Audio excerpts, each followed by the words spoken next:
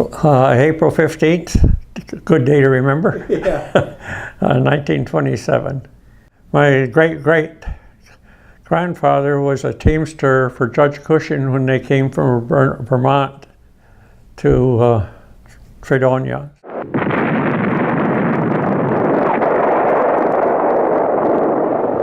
December 7th, 1941,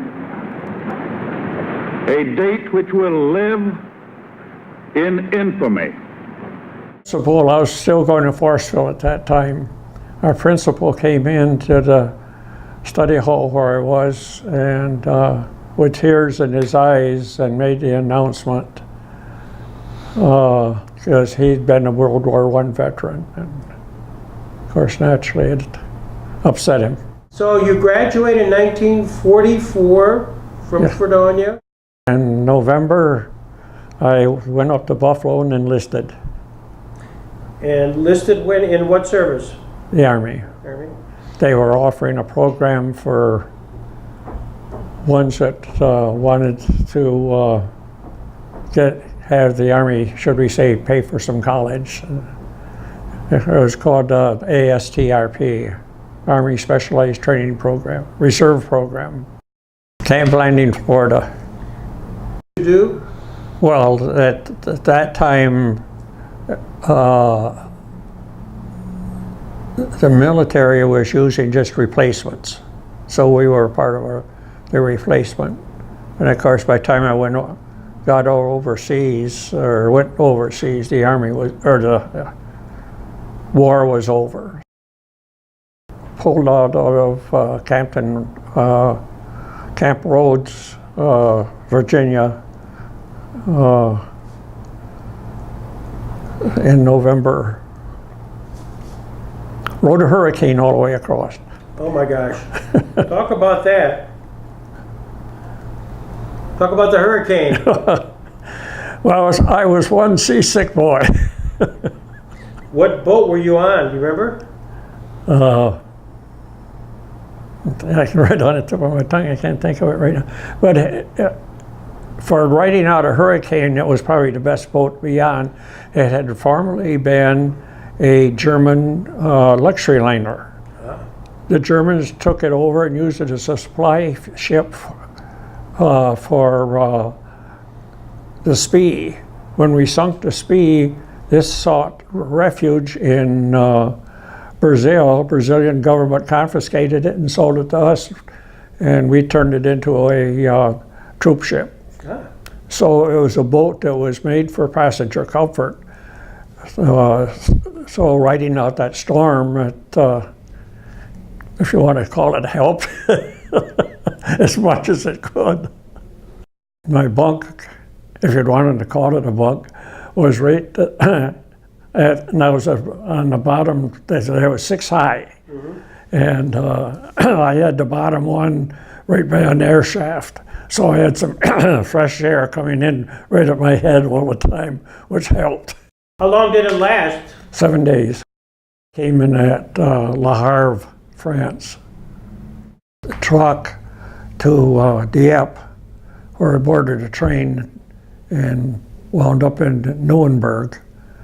We was into, when I say Nuremberg, to just a little village outside of Nuremberg called Schwabach.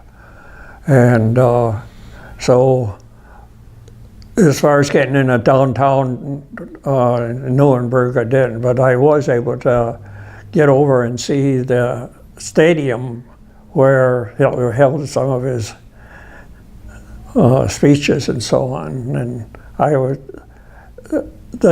by that time they had already blown the symbol off the end of, should we say, at the goalpost. And then from Nuremberg, went back to Fontainebleau, France, which is just a little ways from Paris. That's where Napoleon's castle was. And in Fontainebleau, I went to a clerk school. And so that opened the door to go into USFET headquarters, which was the Pentagon for Europe. McNarney took over command. He took over command from Eisenhower, and during that transition period of time was when I got assigned to the USFET headquarters. We were in the basement of the building, and right next to us was the Signal Corps. They would get the message in, often the teletype or whatever instrument that they was using for sending in messages. They would pass them through a little window, the big long yellow sheets that come off the teletype. We would take them and then reformat them for internal distribution. Make copies, the number of copies that was necessary. The military took over all the recreational facilities that was there and up and running. So, and they opened them up to both enlisted as well as officers. So there was a golf course there was a riding academy there. The downtown theaters in Frankfurt, they turned them into theaters for the USO for the military. So from that standpoint, we were well taken care of. IG Farben office building? Yes. In Frankfurt? Yes. Most modern office building in Europe. And I think we had our eyes on that because during the Frankfurt was only hit by one, from what I understand, by one raid. A good share of the downtown area, the bridges, and everything was pretty disastrous.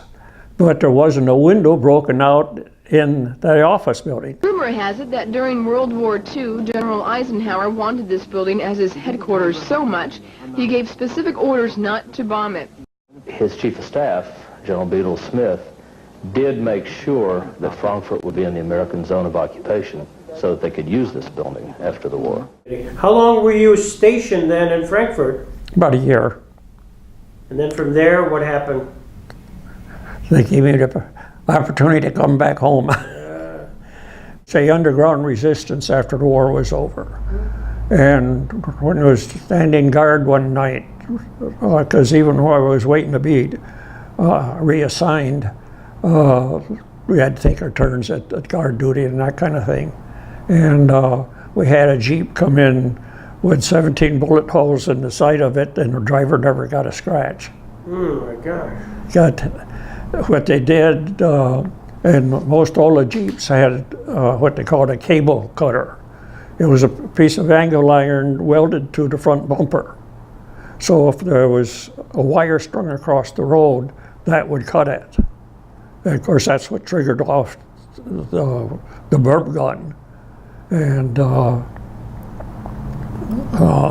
but as they say, he was very fortunate that all the bullets missed him. But there was very little of it. In fact, I felt it's safer in Germany than what I did in France. In France, what did you fear in France?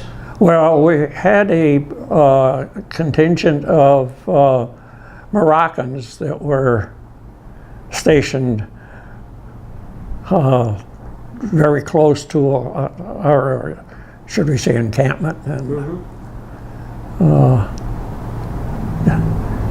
you didn't want to turn your back on them. I'm glad I experienced it. It opened up many doors afterwards, because being a poor farmer, I wouldn't have went to college. Chances are, allowed me on the Bill of Rights to go. I went down to Alfred, took their agricultural engineering course down there called rural engineering. Access to the GI Bill, and that's part of what the Army said they were going to do, and they did it. They did it. Wow. Yes, I feel very fortunate that the life experiences that I've had, for the most part, have been very good. Well, I'm so glad I saw you at Johnny's Hot.